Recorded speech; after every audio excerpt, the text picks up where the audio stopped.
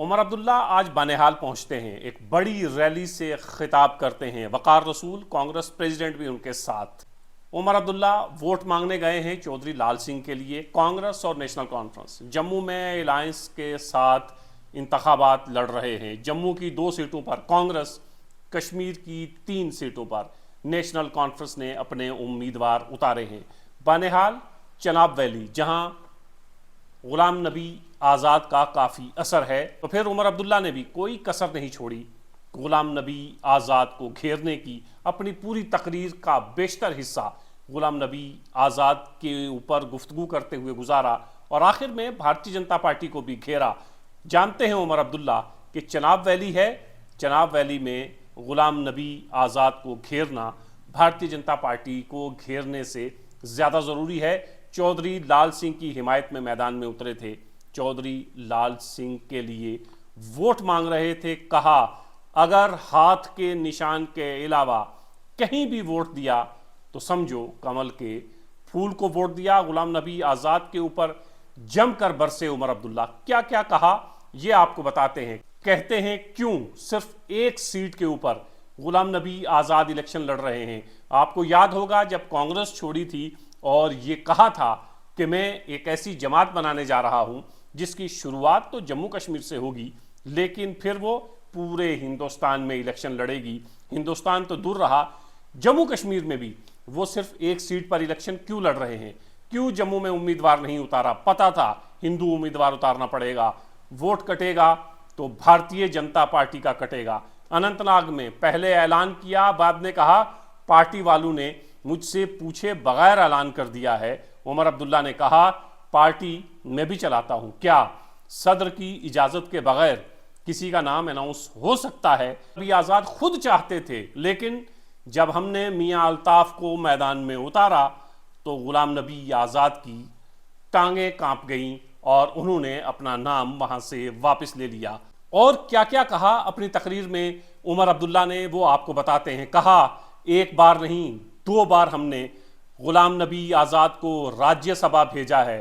आज उनकी हालत देखकर अफसोस होता है कि एक ऐसा लीडर जो पूरे हिंदुस्तान का लीडर था, जिसे हम समझते थे कि कांग्रेस की हुकूमत आई तो हिंदुस्तान का सदर या नायब सदर होगा, आज सिर्फ एक पार्लिमानी सीट का लीडर बनकर रह गया है।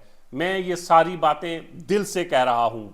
मेरे वालिद साहब आज़ाद साहब के बहुत करीब थे, मैंने उनके घर में खाने खाए हैं। इस बात का एहसास गुलाम नबी आज़ाद साहब को नहीं है, लेकिन मुझे है। उसने कौन सी कमी रखी थी, कौन सा ओहदा था जो गुलाम नबी आज़ाद को नहीं दिया। जितनी मेरी उम्र है इतने तो वो वर्किंग कमेटी के मेंबर रहे हैं। मुल्क का लीडर आज एक पार्लिमानी सीट का लीडर बन के रह गया है।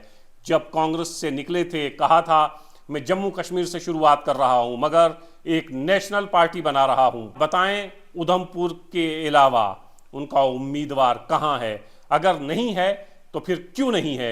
जम्मू से उम्मीदवार क्यों नहीं उतारा?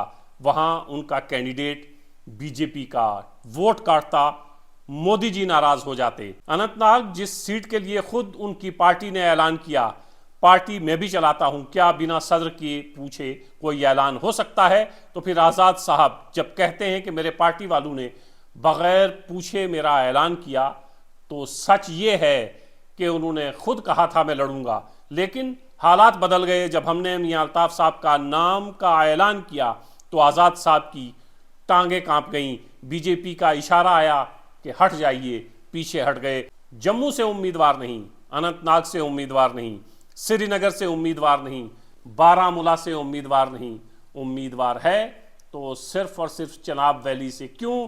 क्योंकि चनाब वैली में वोट काटने हैं और मोदी जी को यहां से जिताना है। आगे उमर अब्दुल्ला ने कहा, गुलाम नबी आज़ाद जीतने के लिए मैदान में नहीं उतरे हैं, वो सिर्फ आपकी आवाज को कमजोर करने के लिए मैदान में उतरे हैं। आपने हाथ के निशान के अलावा किसी को वोट किया तो समझो कमल के फूल को, भारतीय जनता पार्टी को वोट किया। आखिर में उमर अब्दुल्ला भारतीय जनता पार्टी को भी घेरना नहीं भूले, याद दिलाया लोगों को कौन सी जमात, कौन सी भारतीय जनता पार्टी जिन्होंने हमारी शनाख्त खत्म की, कौन सी भारतीय जनता पार्टी जिन्होंने हमें 2 हिस्सों में तकसीम कर दिया, कौन सी भारतीय जनता पार्टी जिन्होंने हमें रियासत से यूनियन टेरिटरी में बदला। अपनी जिंदगी में पहली बार देखा है कि ईद के रोज भी सरकारी मुलाजमीन को छुट्टी नहीं मिली, ईद के रोज भी उन्हें काम करना पड़ा। उमर अब्दुल्ला बनिहाल में थे और वोट मांग रहे थे कांग्रेस उम्मीदवार चौधरी लाल सिंह के लिए। चौधरी लाल सिंह जो इस वक्त मजबूत दावेदार माने जा रहे हैं, जतिंदर सिंह के सामने खड़े हैं। रैलियों में भी जिस तरह की भीड़ आ रही है उससे अंदाजा लगाया जा सकता है कि जतिंदर सिंह के लिए रास्ते आसान नहीं हैं। वो इलाके जहां नेशनल कॉन्फ्रेंस अपना असर रखती है, उन इलाकों में अब कैंपेन के लिए उमर अब्दुल्ला भी उतर आए हैं। 19 तारीख को वोटिंग होनी है। उमर अब्दुल्ला ने बार बार याद दिलाया गुलाम नबी आज़ाद इस मैदान में क्यों उतरे हैं। अगर वो जीतने के लिए उतरते, खुद यहां से इलेक्शन लड़ते, अपने किसी साथी को मैदान में उतारने का सिर्फ और सिर्फ एक मकसद है कि भारतीय जनता पार्टी के लिए यहां से राहें आसान की जाएं, वोट काटा जाए और वो वोट कांग्रेस का वोट कटे ताकि भारतीय जनता पार्टी यहां से जीत सके। नेशनल कॉन्फ्रेंस भी अब कठुआ उधमपुर के लिए वोट मांग रही है चौधरी लाल सिंह के लिए। और कमाल यह है कि भीड़ चौधरी लाल सिंह की रैलियों में भी है, भीड़ जतिंदर सिंह की रैलियों में भी है, भीड़ जो चौधरी लाल सिंह की हिमायत में मैदान में है नेशनल कॉन्फ्रेंस के नायब सदर उमर अब्दुल्ला की रैलियों में भी है। अब बस ये देखना है कि कौन सी पार्टी इस भीड़ को वोट में बदलने में कामयाब होती है। लेकिन एक बात तो साफ है कि इलेक्शन में एक दूसरे पर हमले तेज हो गए हैं और आज की उमर अब्दुल्ला की तकरीर ने यह साबित किया कि चनाब वैली में गुलाम नबी आज़ाद को टक्कर देने के लिए धुआंधार हमले करने जरूरी होंगे। आज उमर अब्दुल्ला ने कोई कसर नहीं छोड़ी और गुलाम नबी आज़ाद को घेरने की भरपूर कोशिश की।